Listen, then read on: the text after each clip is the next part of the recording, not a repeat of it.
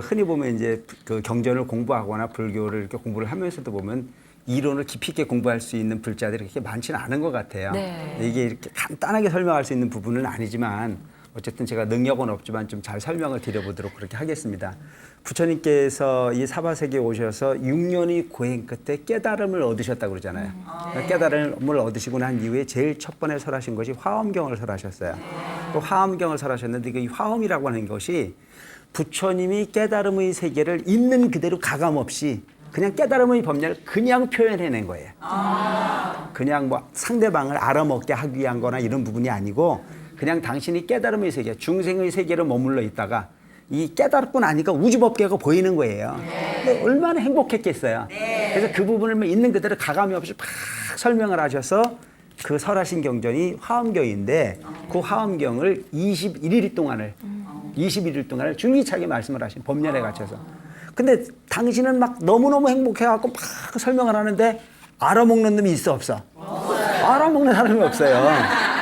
그래서 이 부분이 정말 너무 어려워서 못 알아먹는구나. 바로 예를 들어서 이런 겁니다. 어린아이에게 금은보화를 주면서 야, 이것이 네가 평생 살아가는데 가장 가치 있는 물건일 거야 라고 주면 그 아이가 그걸 이해를 해요, 못해요?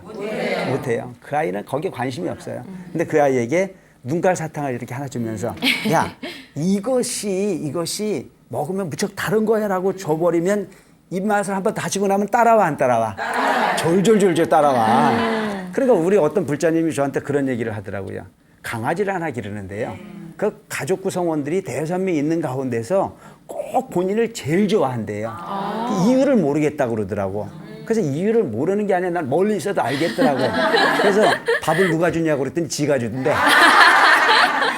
그러니까 밥 주는 강아지 입장에서는 밥 주는 그 사람이 제일 좋은 사람이잖아요. 네.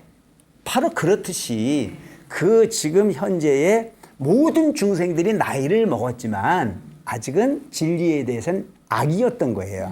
그래서 부처님께서는 이미 법계를 깨달아서 스승이 되신 거고 이 나이는 먹었지만 아이와 같은 이 어린 중생들을 구제할 수 있는 방법이 필요하겠다. 그래서 그 부처님이 가르침이라고 하는 부분이 장르를 나눕니다. 화엄경이라고 하는 부분을 통해서 깨달음 세계를 가감없이 보여주고 그러고 난 이후에 아함경이라고 하는 경전을 12년 동안 설하시는 거예요. 그래서 그 부처님께서 그 화엄경을 설하시고 난 다음에 누구에게 내 이 법을 가르칠까? 누구에게 가르칠까라고 하는 걸 고민하는 겁니다. 그래서 그 고민에서 대상을 찾는 것이 누구였느냐면 함께 고행을 했던 오비구를 찾아가는 거예요. 그래서 그 교주님을 비롯한 오비구를 찾아가 가지고 그 오비구에게 설명을 하는 거예요. 깨달음이라는 게 이런 거다. 너희들이 고통을 없애기 위해서 진리를 찾기 위해서 나하고 수많은 세월을 같이 했지만 나는 내가 니련자라고 하는 강에 가서 우유죽을 먹고 정신을 차려서 수행을 했을 때 너희들은 나를 별전자라고 해서 나를 버리고 딴 곳을 갔지만 내가 보리수 나무 아래에서 앉아서 수행을 해서 깨닫고 나니까 바로 깨달음이 이런 거더라. 근데 그 이런 거더라라고 하는 내용을 화엄경을 사려면 못 얻어먹을 것 같아.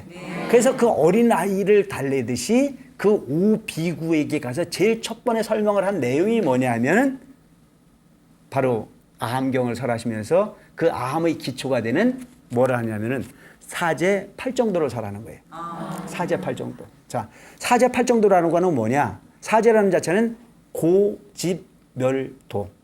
이 세상의 삶의 구조를 대개가 괴로움이라고 본다.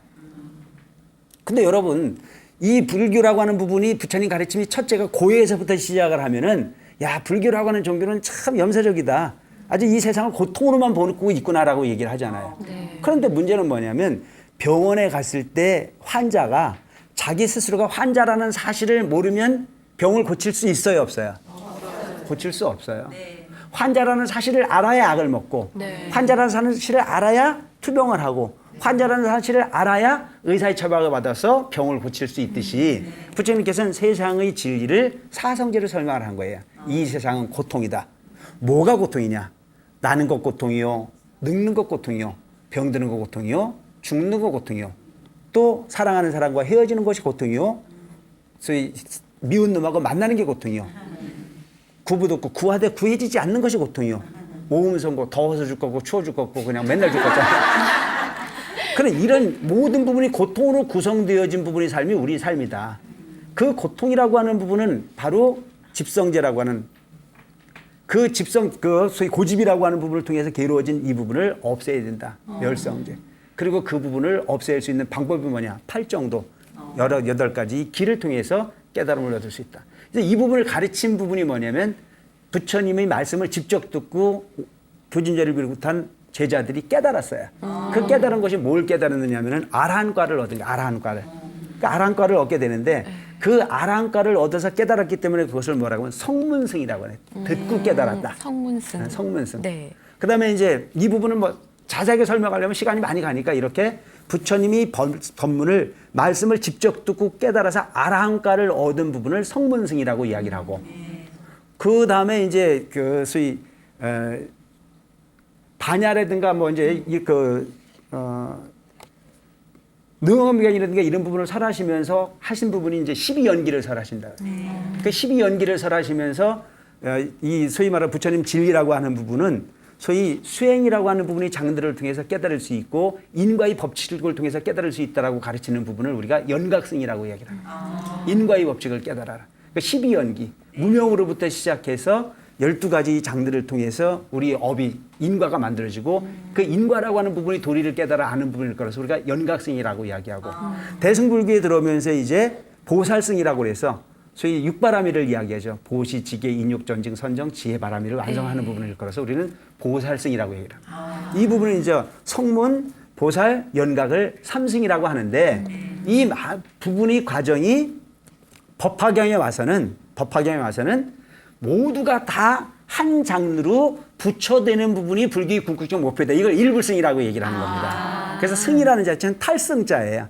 처음에는 부처님 말씀을 듣고 깨닫는 부분으로 소위 성문승이라고 하는 부분으로 이제 우리가 불교를 이야기할 수 있고, 예. 그다음에 이제 연각승이라고 해서 자기 스스로가 인과의 도리를 깨우쳐서 수행을 해서 깨닫는 부분을 그래서 우리가 독각이라고도 이야기하고 이제 소위 벽지불이라고도 이야기하고 이렇게 해서 이제 인과의 도리를 깨달아서 아는 부분을 우리가 이제 소위 연각승이라고 이야기하고 네. 보살이라고 해서 보살행을 하는 거 있지 않습니까? 네. 이런 모든 부분들을 다 집대성한 경전이 뭐냐면 법화경이에요. 그래서 법화경을 설하시기 위해서 이제 화엄경을 설하시고 소위 아엄경을 설하시고 방등경을 8년을 설하시고 소위 반야경을 22년을 설하시고 마지막에 와서 법화열반을 8년 동안을 설하셔서 일체 중생이 시리불성이다.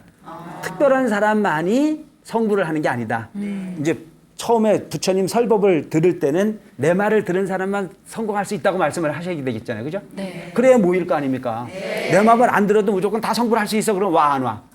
안 오잖아요. 그러니까 처음에 설하실 때는 내 말을 들어라. 내 말을 듣는 자만이 깨달을 수 있다라고 해야 찾아오니까 그들에게 설하신 것이 성문.